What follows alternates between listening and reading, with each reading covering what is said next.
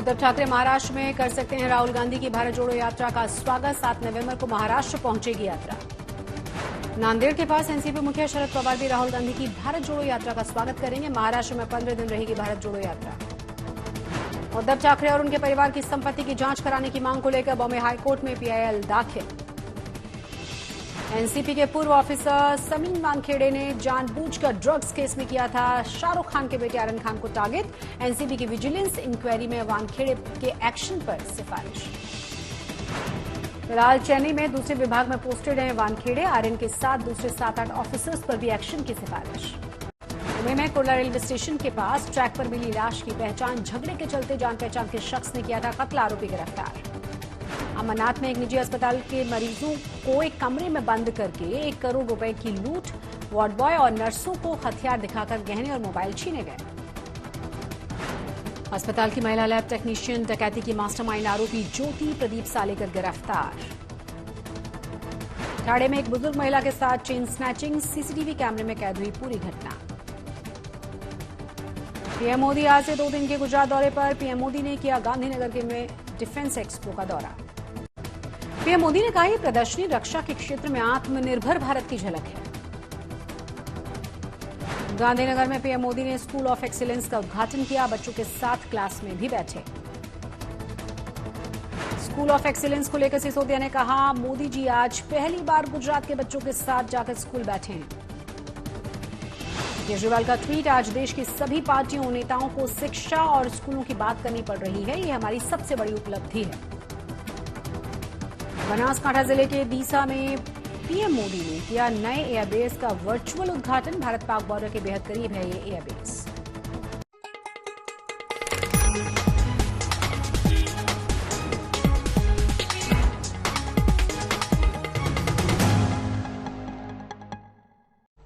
उद्धव ठाकरे और उनके परिवार की अब हम बात करेंगे, क्योंकि महाराष्ट्र का ठाकरे परिवार पॉलिटिक्स में है और उनकी कमाई का साधन क्या है ये किसी को नहीं पता। इस परिवार के पास करोड़ों की संपत्ति कहां से आई, इस संपत्ति का सोर्स क्या है, इन सवालों के साथ एक पीआईएल आज बॉम्बे हाईकोर्ट में दाखिल हुई है। पीआईएल में मांग की गई है कि ठाकरे परिवार की संपत्ति की जांच करवाई जाए। बॉम्बे हाईकोर्ट में बुधवार को दाखिल हुई एक पीआईएल से शिवसेना अध्यक्ष उद्धव ठाकरे की मुश्किलें बढ़ सकती हैं। ये याचिका गौरी भिड़े नाम की महिला ने दायर की है। अभी तक ईडी और सीबीआई जैसी एजेंसियों के शिकंजे में उद्धव ठाकरे के करीबी नेता आए हैं, पर अब जांच की आंच सीधे उद्धव ठाकरे और उनके परिवार तक पहुंच सकती है। गौरी भिड़े ने बॉम्बे हाईकोर्ट में दाखिल अपनी याचिका में कहा है कि उन्होंने पीएम मोदी की भ्रष्टाचार के खिलाफ लड़ाई से प्रभावित होकर ये याचिका दाखिल की है। गौरी ने उद्धव ठाकरे और उनके परिवार की कथित रूप से आय से अधिक संपत्ति की ईडी और सीबीआई से जांच कराने की मांग की है।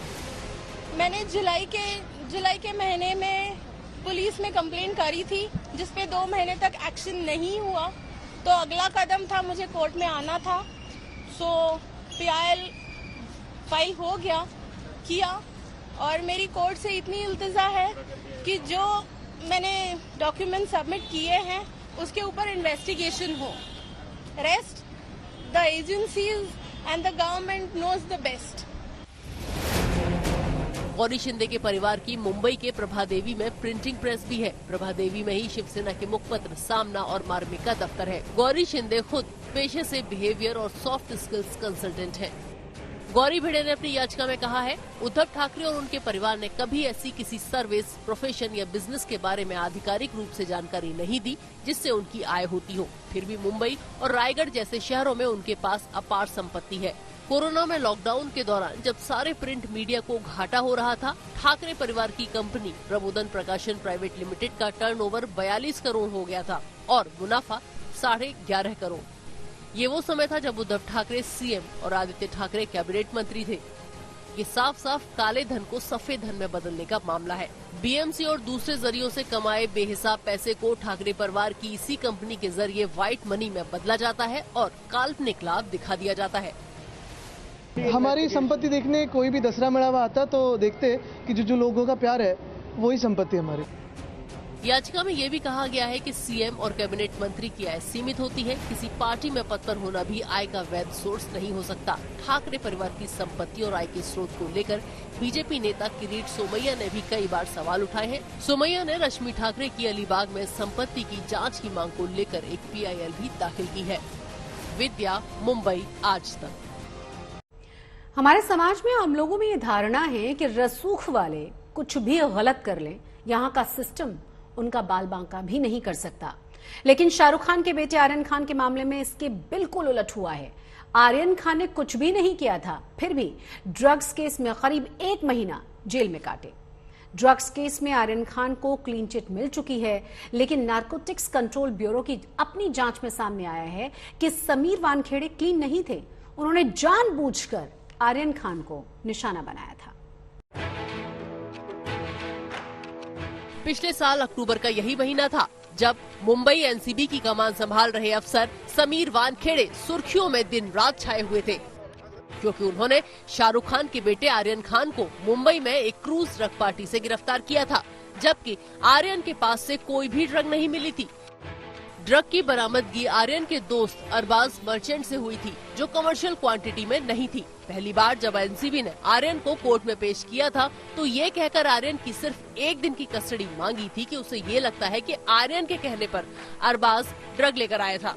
पर 1 दिन की कस्टडी खत्म होते ही एनसीबी ने आर्यन की चैट को आधार बताते हुए इंटरनेशनल ड्रग रैकेट से उसका जुड़ाव बताया। आर्यन केस में समीर वानखेड़े और एनसीबी के दूसरे अफसरों के रोल को जांचने के लिए एक विजिलेंस जांच बैठाई गई थी। उसके मुताबिक आर्यन खान को जानबूझकर टारगेट किया जा रहा था। आर्यन खान को सिलेक्टिवली टारगेट किया जा रहा था। खासकर चैट्स की बात करें जो उनके फोन से निकाले गए तो ये देखा गया कि अन्य आरोपियों के चैट्स खंगाले नहीं गए, देखे नहीं गए, पर आर्यन जिनके पास से कोई भी ड्रग्स बरामद नहीं हुए थे, पर खासकर उनके चैट्स बरामद किए गए, उनके फोन से निकाले गए और उन्हें इंटरनेशनल ड्रग सिंडिकेट से जोड़ने की कोशिश भी की जा रही थी। इन सारी चीजों को देखते हुए एनसीबी की विजिलेंस टीम ने एक रिपोर्ट सबमिट की और 7 से 8 तब के मुंबई के एनसीबी के अफसरों पर disciplinary action civil service rules के तहत लेने की एडवाइस दी है। विजिलेंस टीम ने अपनी इंक्वायरी रिपोर्ट कॉम्पिटेंट अथॉरिटी को सौंप दी है। इसके बियॉन्ड कुछ भी कहना ठीक नहीं। ये तस्वीर तो आपको याद होगी। एनसीबी की हिरासत में आर्यन के साथ ली गई ये सेल्फी समीर वानखेड़े को बहुत महंगी पड़ी। ये वायरल हो गई थी। केस के गवाह केपी गोसावी के साथ ली गई इसी सेल्फी के साथ ही आर्यन की गिरफ्तारी पर सवाल उठने शुरू हो गए थे। ये पता लगाने की कोशिश की गई कि किसी तरीके की कोई जबरन वसूली या एक्सटॉर्शन का मामला तो नहीं था। एक्सटॉर्शन का कोई भी सबूत विजिलेंस टीम को नहीं मिला, पर ये चीजें जरूर सामने आई कि इस पूरे केस में प्रोसीजर फॉलो नहीं किया गया था। नारकोटिक्स कंट्रोल ब्यूरो ने जिन लोगों को पंच विटनेस बनाया था उनका क्रिमिनल रिकॉर्ड था। उन्हें आरोपियों का डायरेक्ट एक्सेस दिया गया था। इनफैक्ट ये तक हुआ था कि कुछ पंच विटनेसेस सेल्फी लेते हुए देखे गए थे। आर्यन की गिरफ्तारी के बाद शाहरुख खान की तरफ से तो कोई बयान नहीं आया था, पर महाराष्ट्र के पूर्व मंत्री और एनसीपी नेता नवाब मलिक रोजाना आर्यन खान की गिरफ्तारी के मामले में प्रेस कॉन्फ्रेंस कर समीर वानखेड़े पर आरोप लगाने लगे। मलिक का एक आरोप ये भी था कि वानखेड़े ने सुर्खियां पाने के लिए आर्यन को गिरफ्तार किया। मलिक ने वानखेड़े पर वसूली के भी आरोप लगाए थे, पर एनसीबी विजिलेंस टीम को जांच में वसूली के सबूत नहीं मिले हैं। एनसीबी के कुछ अफसर बाद में सस्पेंड भी किए गए थे क्योंकि प्रोसीजरल लैप्सेस पाए गए थे। अब देखा यह जाना है कि एनसीबी हेडक्वार्टर्स और जो अन्य डिपार्टमेंट है जिन्हें सूचित किया गया है इस इंक्वायरी रिपोर्ट के बारे में, वो उन अफसरों पर क्या एक्शन लेते हैं। कैमरा पर्सन वैभव कनवुटकर के साथ दिव्येश सिंह, मुंबई, आज तक। गुजरात दौरे पर कैसे पीएम मोदी ने एक तीर से 2 शिकार किए। जी हां, पीएम मोदी ने गुजरात में मिशन स्कूल्स एक्सीलेंस की शुरुआत की। ये दिखाया कि गुजरात के बच्चे अब स्मार्ट क्लासरूम और हाईटेक ब्लैक बोर्ड पर पढ़ेंगे। गुजरात के साथ साथ पीएम मोदी ने देश में पीएमश्री स्कूलों की भी घोषणा कर दी है। अब इसे सियासी चश्मे से देखा जाए तो यह आम आदमी पार्टी पर जोरदार प्रहार है, क्योंकि गुजरात में आम आदमी पार्टी दिल्ली के स्कूल मॉडल की तगड़ी मार्केटिंग कर रही है। खुद शिक्षा मंत्री सिसोदिया गुजरात चुनाव में प्रचार में जुटे हुए हैं।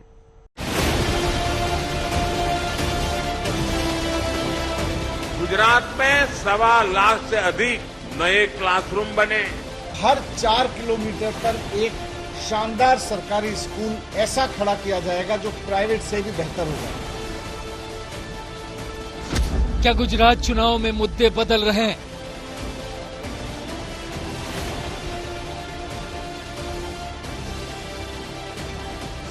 क्या गुजरात चुनाव में स्कूली शिक्षा सबसे बड़ा मुद्दा है? पीएम मोदी के मिशन स्कूल्स एक्सीलेंस का मकसद क्या है? छात्रों के साथ स्मार्ट रूम में बैठकर पीएम मोदी ने क्या दिखाया? आने वाले दिनों में 5G से कौन से बड़े बदलाव होने वाले हैं? स्मार्ट क्लासरूम में छात्रों के साथ बैठे पीएम मोदी की इस तस्वीर ने गुजरात में नई राजनीति को जन्म दिया है। वो कैसे, आज हम आपको इस तस्वीर का एक एक पहलू समझाएंगे और आपको ये भी बताएंगे कि पीएम मोदी के इस नए मिशन पर आगे किस तरह की सियासत शुरू हो सकती है। गुजरात में इस वक्त सियासी गदर तगड़ा मचा हुआ है। खुद प्रधानमंत्री मोदी 2 दिन के गुजरात दौरे पर हैं। अभी चुनाव की तारीखों का ऐलान भले ही ना हुआ हो, लेकिन सभी दलों ने अपनी अपनी ताल ठोक दी है। केजरीवाल तो अपने पूरे लाव लश्कर के साथ गुजरात में गरज रहे हैं।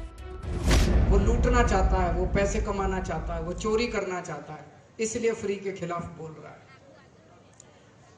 ये कहते हैं डबल इंजन की सरकार चाहिए।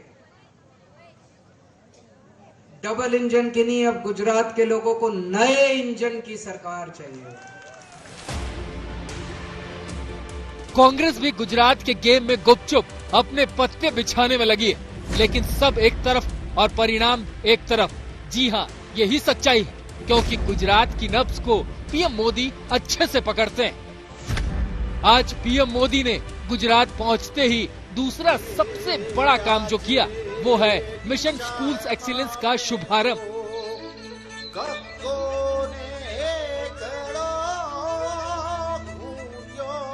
यह अभियान 10,000 करोड़ रुपए की लागत से शुरू किया गया है।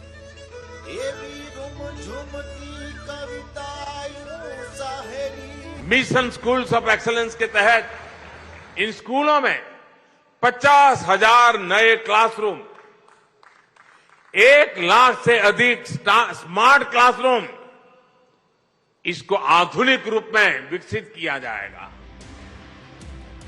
सिर्फ यही नहीं, पीएम मोदी ने गुजरात की जमीन पर खड़े होकर देश भर में PM Shri school pilot project की भी घोषणा की और बताया कि इस पायलट प्रोजेक्ट पर 27,000 करोड़ रुपए खर्च किए जाएंगे। केंद्र सरकार ने पूरे देश में 14,500 से अधिक पीएम श्री स्कूल बनाने का भी फैसला किया। ये पायलट प्रोजेक्ट है। हिंदुस्तान के अलग अलग कोने में इसका शुरुआत होगी, उसको मॉनिटरिंग किया जाएगा। केंद्र सरकार इस योजना पर 27,000 करोड़ रुपए खर्च करने जा रही है। ये पूरा देश जानता है कि पीएम मोदी जो करते हैं वो सबसे अलग, सबसे जुदा होता है। ऐसे में डिफेंस एक्सपो 2022 की शुरुआत के बाद पीएम एक अलग ही अंदाज में दिखे। पीएम मोदी गांधीनगर के अडालज में स्कूली बच्चों के साथ स्मार्ट क्लास में बैठे, बच्चों से बात की। उन्होंने डिजिटल ब्लैक बोर्ड पर पढ़ाई को देखा। क्या क्या बातचीत की प्रधानमंत्री ने आप लोगों के साथ? ये बातचीत की कि इसमें आपको क्या समझ में आता है, जिसे आपको ज्यादा उत्साह होता है, ये बातचीत की थी। स्मार्ट क्लास में पढ़ाई की मजा आती है, लैपटॉप में मजा आता है या फिर नॉर्मल क्लास बोर्ड में मजा आता है? Smart board. इस तरह पीएम मोदी ने एक तीर से 2 शिकार किए। एक तरफ तो उन्होंने ये दिखाया कि वो गुजरात और देश में स्कूली शिक्षा के लिए क्रांतिकारी मिशन की शुरुआत कर रहे हैं। दूसरी तरफ पीएम मोदी ने आम आदमी पार्टी के स्कूल मॉडल पर भी पलटवार कर दिया, क्योंकि केजरीवाल से लेकर मनीष सिसोदिया गुजरात में दिल्ली के स्कूल मॉडल की जबरदस्त मार्केटिंग कर रहे हैं। अब आम आदमी पार्टी कह रही है 27 साल में पहली बार पीएम मोदी को स्कूली बच्चों के बीच जाना पड़ रहा है। 75 साल के बाद ही सही, लेकिन सरकारी स्कूलों के, देश के सरकारी स्कूलों की हालत और गरीबों की शिक्षा जो है वो मेन स्ट्रीम राजनीति के अंदर चर्चा का विषय बनी है। मैं आम आदमी पार्टी की ये सबसे बड़ी अभी तक की उपलब्धि मानता हूं कि आम आदमी पार्टी ने सारी पार्टियों को, सारे नेताओं को शिक्षा और स्कूल के ऊपर बात करने के लिए मजबूर किया है। पीएम मोदी ने कहा कि उन्होंने गांव-गांव जाकर खुद सभी लोगों से अपनी बेटियों को स्कूल भेजने का आग्रह किया था। उन्होंने कहा कि इसका परिणाम ये हुआ कि आज गुजरात में करीब करीब हर बेटा और बेटी स्कूल पहुंचने लगे। इन 2 दशकों में गुजरात के लोगों ने अपने राज्य में शिक्षा व्यवस्था का कायाकल्प करके दिखा दिया है। इन 2 दशकों में गुजरात में 1.25 लाख से अधिक नए क्लासरूम बने, 2 लाख से ज्यादा शिक्षक भर्ती किए गए। जो गुजरात के गवर्नमेंट स्कूल हैं, 48,000 गवर्नमेंट स्कूल हैं, जिनमें से 32,000 बहुत बुरी हालत में हैं। 48,000 स्कूल में से 32,000 स्कूल बहुत बुरी हालत में। और मैं मैपिंग करा के बोल रहा हूं कि एक एक स्कूल की हमारी टीम ने मैपिंग की है गुजरात के। 32,000 स्कूल 48,000 में से बहुत बुरी हालत में, और 18,000 तो ऐसे हैं जिनमें बैठने के लिए कमरे तक नहीं है। अब आम आदमी पार्टी ने पीएम मोदी के मिशन स्कूल्स ऑफ एक्सीलेंस पर तगड़ी सियासत शुरू कर दी है और गुजरात के सियासी दंगल में आधुनिक शिक्षा हथियार बन गई है। गांधीनगर से गोपी घांगर के साथ आज तक ब्यूरो।